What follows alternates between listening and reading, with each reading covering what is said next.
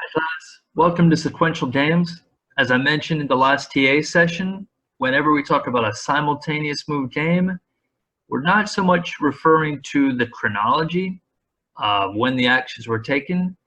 We're simply referring to the fact that when each player chose their action, they had not observed the other player's action.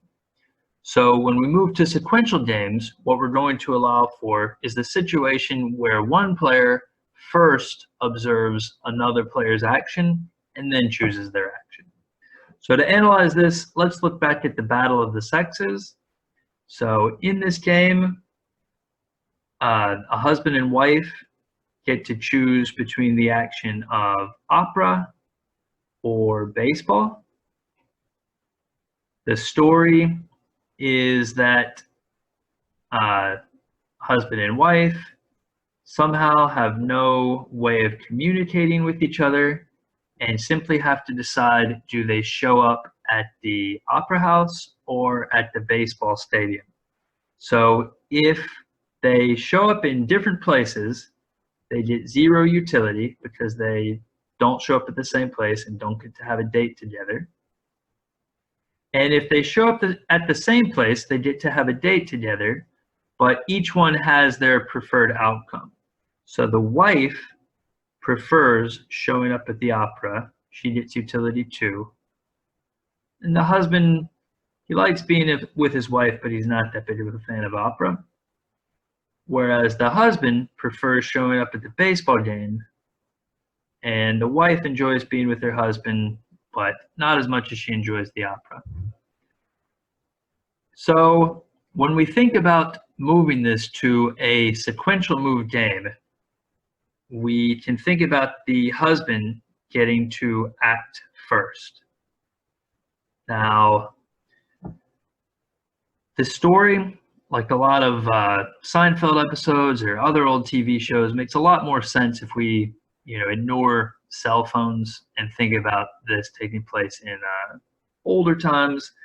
But you could imagine that a husband calls his wife's work, leaves a message, says, "Hey, I'm going to the opera," or "Hey, I'm going to the baseball game, see you there," and then refuses to answer any other calls the rest of the day, which in effect makes his action observable to the wife, and then she chooses which decision she will make. So she can find herself in 2 situations. One situation where she received a message from her husband saying that he would go to the opera, and she has to choose, does she go to the opera or does she go to the baseball game?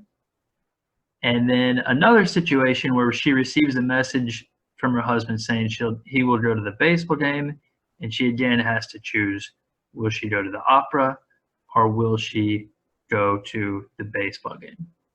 So here we can find the same player, the wife, the second player, in 2 possible states of the world. So in order to fully specify a strategy, it's a little bit different than in the simultaneous move game where we can sort of equate strategy with action. So the actions are, do we go to the opera or do we go to the baseball game? Here, in a sequential move game, to fully specify the wife's strategy, we have to say which action will she take if she finds herself at facing this decision, and which action will she take if she finds herself facing this decision. In other words, a full strategy will specify if the husband is observed to play opera, will she choose opera or baseball, and if the husband is observed to play baseball, will she choose opera or will she choose baseball. In order to analyze what the wife will do, we need to figure out what the payoffs are. So first, let's analyze the top branch of this game tree. So here, the husband has chosen opera. This is equivalent to the top row in the simultaneous move normal form game matrix. So if the wife chooses opera, the husband will get 1 and the wife will get 2. So the convention for a game matrix is for the player 1, the row player's payoff, to show up on the left. In a game tree, if it's written horizontally like this, we want whichever player moves first, we want their payoff to show up first, and player two's payoff to show up next. Here we see that if the husband has chosen opera and the wife chooses baseball, we're in this outcome, and the payoffs are 0-0. Similarly, if the husband chooses baseball and the wife chooses opera, we're in this outcome. And again, we're in 0-0. And if they both choose baseball, then the husband would get utility 2, the wife would get utility 1, and we're in this outcome here. So I mentioned a minute ago that there's a little bit of a difference now between actions and strategies. So for the husband, they're still equivalent. A husband's strategy is either to go to the opera or go to the baseball stadium. But a wife can find herself in two different situations, and a strategy needs to specify what she would do in this situation and what she would do in this situation. So she has 4 possible strategies.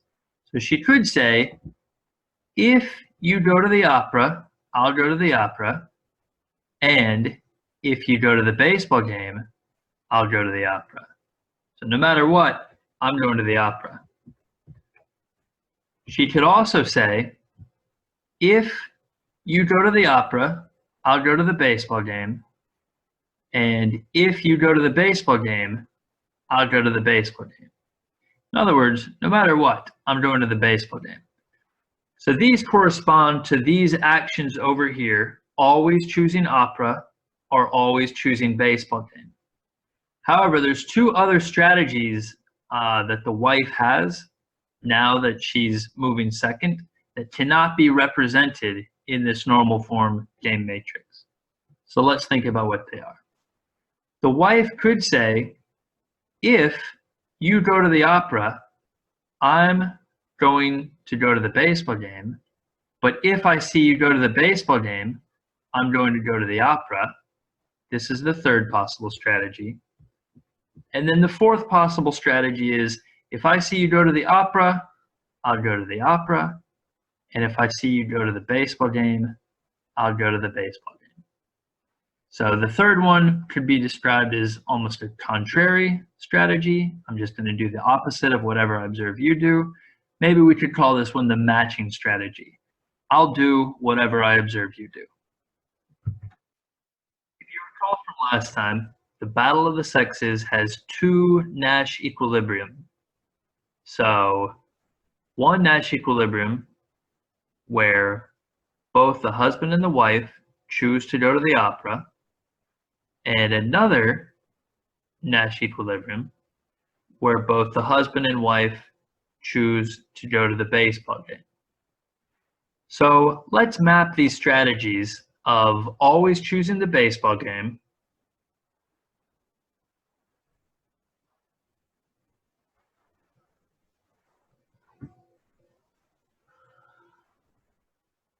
and always choosing the opera onto the sequential move game.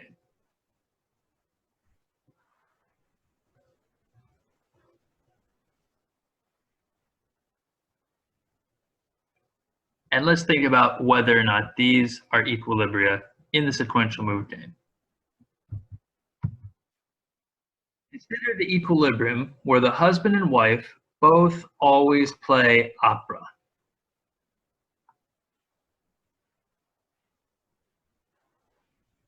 Under this equilibrium outcome, the wife gets her preferred outcome. She gets to go to the opera and her payoff is 2. But suppose that the wife finds herself down in this situation where the husband has played baseball somehow.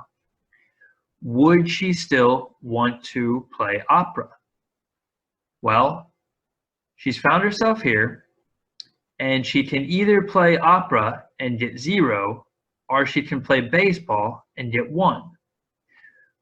We're saying that she'll play opera and get 0, but we see that this isn't sequentially rational. If she actually found herself facing this decision, 1 is better than 0, so the best response to the husband playing baseball wouldn't be to play opera. It would be to play baseball. Similarly, let's suppose that each spouse adopts the strategy where they always play baseball. But now, suppose that the wife finds herself in this situation. For some reason, she observes the husband play opera, and she's supposed to, according to her strategy, play baseball and get utility 0. However, if she plays opera, she gets utility 2. So again, given that she's facing this decision, the action of always playing baseball isn't sequentially rational. So we've just seen that for both of the Nash equilibria that we found in a simultaneous move game, once we plot it on a sequential move game tree, it has the players doing things that don't quite make sense. So a Nash equilibrium isn't the correct solution concept that we really want to look for when we're talking about sequential games. What we're looking for is something called a subgame perfect equilibrium. The place that name comes from is at each of these nodes in a game tree, each decision that a player might potentially face, we can sort of treat this as a miniature game within a game, or a sub-game, if you will, where really for our purposes, when we just have 2 players and each player only makes a decision 1 time, it basically boils down to asking if the second player, if they find themselves at either of these decisions, will they do what makes sense? Will they do what is sequentially rational? So don't worry too much about the technical name. What you really want to ask yourself is, will each player do what makes sense at each possible decision that they might face? So how do we solve a sequential game if Nash equilibrium doesn't do us any good? We use what's called backward induction. So how does backward induction work? Well, we start at the very end of the game and we work backwards. We start with the last player to move and each potential decision that they might face, and we ask themselves, which of these actions would be sequentially rational? So we want to consider both of these decisions that the wife might face and ask ourselves, if the wife is facing this decision, which action would be sequentially rational? Which action would she choose?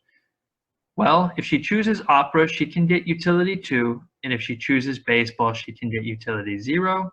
So she will choose to take the action opera whenever she finds herself in this decision, which is when she observes the husband play opera. Now we move to the next potential decision that the wife might face. So the wife might be in this position. She can either take the action opera and get utility 0, or take the action baseball and get utility 1. If she found herself in this position, she would take the action baseball. Now, once we've dealt with all of the possible nodes, all of the possible decisions that the last player to act might face, we move on to the second to last player. For our purposes, this will usually just be the first player. And now we sort of follow through on the chosen actions from the last player. So whenever the first player, the husband, is evaluating which action he should take, he not only looks to this node, but he follows through to the action that the wife will rationally take if she found herself in this decision, to see what his payoff would be. So here he knows if he plays opera, his wife will also play opera and he'll get 1. And if he plays baseball, his wife will also play baseball, and he'll get utility 2. 2 is better than 1, so he will choose to play baseball. And now we see that the subgame perfect equilibrium is for the husband to play baseball and for the wife to play opera if the husband plays opera, and to play baseball if the husband plays baseball. Or if we want, we can say that the husband's strategy is to choose baseball, and the wife's strategy is to match whatever her husband chose. For any normal form game matrix, any simultaneous move game, we can imagine 2 different sequential games. One in which we let the row player go first, and one in which we let the column player go first. So we've already analyzed the battle of the sexes where the husband moves first. So let's take a look real quick at what would happen if the wife got to move first. So the first player to move is the wife.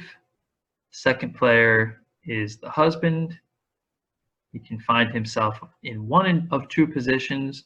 And now for the payoffs, we want to be careful. Remember, we said it was the convention that whoever moves first gets their payoff written first.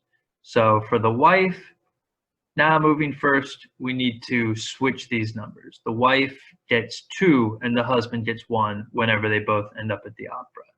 Similarly, when they both end up at the baseball stadium, the wife gets 1 and the husband gets 2, and 0 if they don't match.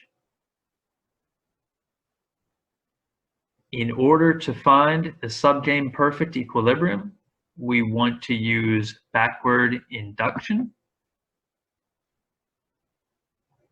So if the husband finds himself in the situation where the wife has chosen opera, he can either say, I'm going to the baseball game and end up in a different place, or he can choose opera and match with his wife. If he finds himself in the situation where his wife has chosen to go to the baseball stadium, and he's observed this, and he has to decide whether he wants to go to the opera and get 0 or to the baseball game and get 2, he will choose to go to the baseball game. These are sequentially rational for him. Now when the wife is making her decision, she's choosing between going to the opera, knowing that the husband will choose to go to the opera after he's observed her go to the opera, and he finds himself here, and she can get 2 in that case. Or she can choose to go to the baseball stadium, knowing that if her husband observes her take that action, he will choose to go to the baseball game. She can get 1. 2 is greater than 1, so she will choose to go to the opera. So our subgame perfect equilibrium for the battle of the sexes game when the wife moves first is for the wife to choose opera, and for the husband to choose opera whenever the wife chooses opera, and to choose baseball whenever the wife chooses baseball. Or we can say the husband will choose to match his wife and the wife chooses opera. So if we compare these 2 games, we see that in the first one, the equilibrium outcome is for them to end up at the baseball game, which is the outcome that the husband prefers. And in the second game, when the wife moves first, the equilibrium outcome is to end up at the opera house, which is the outcome that the wife prefers. So we can say that if the husband and wife found themselves in a situation where they were making their decisions without observing the decision of the other player, and they had to choose they didn't really know which Nash equilibrium they might end up in. If they could somehow find a way to change the game to a sequential move game, where they made their action visible and observable to the other player and went first, that they would gain from a first mover advantage. Now, be very careful when you use this term. It gets thrown around a lot. It refers to something very specific here, where there's a sequential game and the player who moves first has an advantage over the other player. If you really think about it, not every sequential game is a first mover advantage game. If you think back to one of the games we covered last week, the matching pennies game, I'm not going to draw up the game tree here, but if you just imagine the example that we used of a penalty kick, the goalie wants to go to the same side of the goal that the kicker kicks to block it, and the kicker wants to go to the opposite side of the goal that the goalie moves to. If either one of those players change the game from sort of the kick being so fast that they had to decide simultaneously before they fully observed the action of the other player which side they were going to go to instead one of them acting too soon and sort of telegraphing which direction they were going to go to the other player, that would be really bad for them. In that case, it would be a second mover advantage. So sometimes there are benefits to taking the first move and getting out of the simultaneous move situation and gaining that first mover advantage, but it's not always the case.